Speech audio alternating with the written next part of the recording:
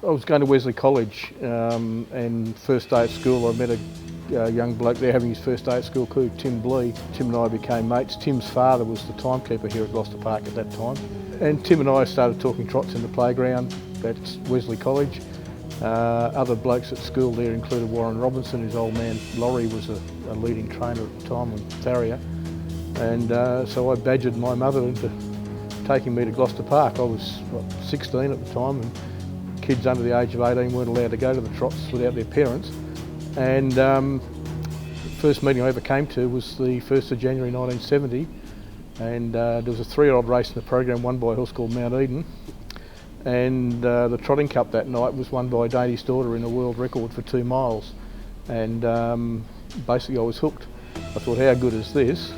Backed a couple of winners like everyone does, and then they are hooked for sure and certain. So. But I remember when I started coming here, there was a couple of scruffy looking blokes at the front gate selling a thing called Punter's Guide. It was Brian Burke and Gino DeMori, and they were out to make a quid, but it was a good form guide.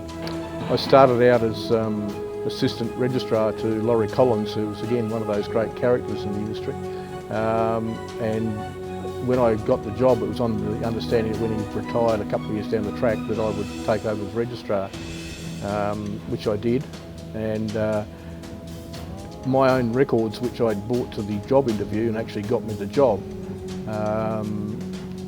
they were such that the committee here decided that I was being wasted as a registrar, so they created a position called Information Services Executive, and that's when I began. That was in about 1982, I suppose. Began producing media releases and feeding the media with information, statistics and stuff.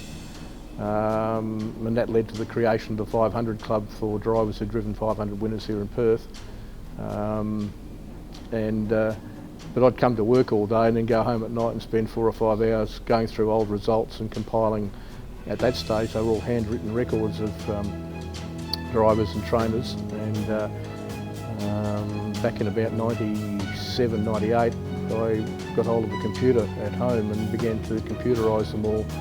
And so now I've got some 140-odd thousand race results into a computer database, which enables me to produce records for trainers and drivers, and shortly owners as well. So it's like a cancerous growth. It's just got bigger and bigger, and yeah, keeps me out of mischief anyway. Yeah, that's a very hard question because it's hard to compare champions. I wrote a book about Village Kid, and he's still right up there.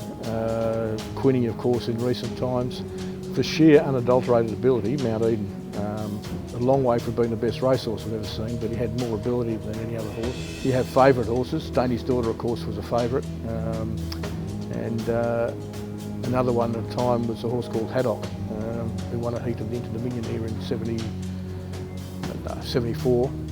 He was a very favourite horse of mine. And I still remember his last win. He came off 30 metres and gave 10 metres start to a horse called Royal Force and blew him off the planet. And then didn't race again after that. And yeah, but he was a super horse. Someone should write a book about all the funny stories, because there are some rippers, and you just love to know where the truth finishes and the fantasy begins with some of them. But Bill Duffy, I ran into the trots here the other week. Bill's pretty good. Graham Tyndale was another one. He talked the leg off an iron pot. As a matter of fact, when I started here, they christened him Biro because it was 50,000 words without a refill. Yeah, there's a lot of them. Georgie James was pretty good in his heyday. George was a character in his own right. He used to bring a big bag of minties to the trots on a Friday night, and if you knew you were on the outer if you didn't get a minty from George on his way through to the bookies ring. Funny story one night at Kalgoorlie.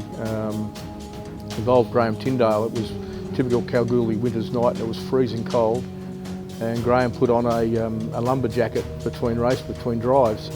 Anyway, he's out there scoring up in the next race and he's forgotten to take the lumber jacket off, and he actually drove in the race with the lumber jacket on, and the chairman of stewards in charge of the meeting didn't pick it up until sometime after the event.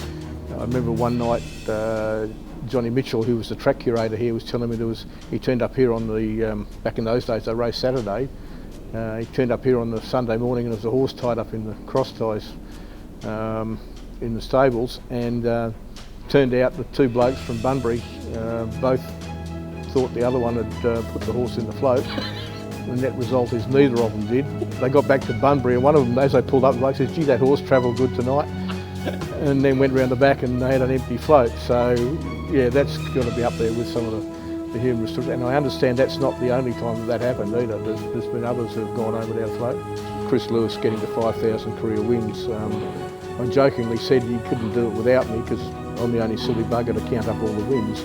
But yeah, that sort of achievement and him getting properly recognised for something as remarkable as that. And again, there's a lot of other drivers, milestones, training milestones. Gary Hill Senior's pretty close to 3,000 career wins as a trainer. And the computer records that Raworth's got go back to, with any degree of accuracy, to about 2000, maybe 1998. And a lot of these blokes have been driving for 20 or 30 years before that and training for a long time before that. So without those records, you wouldn't be able to produce those sort of stats. And I got told today, as a bloke who's now trained a winner for every year for the last 60 years, when I finish here I'm going home to verify whether that's true, because if it is, that's a remarkable, great effort, yeah.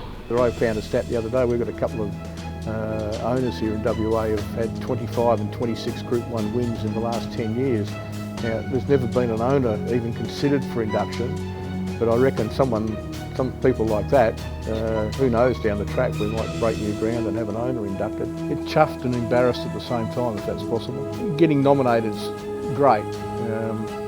I'm not sure about getting inducted, but I think Sir Frank Legend might be the short price favourite somehow.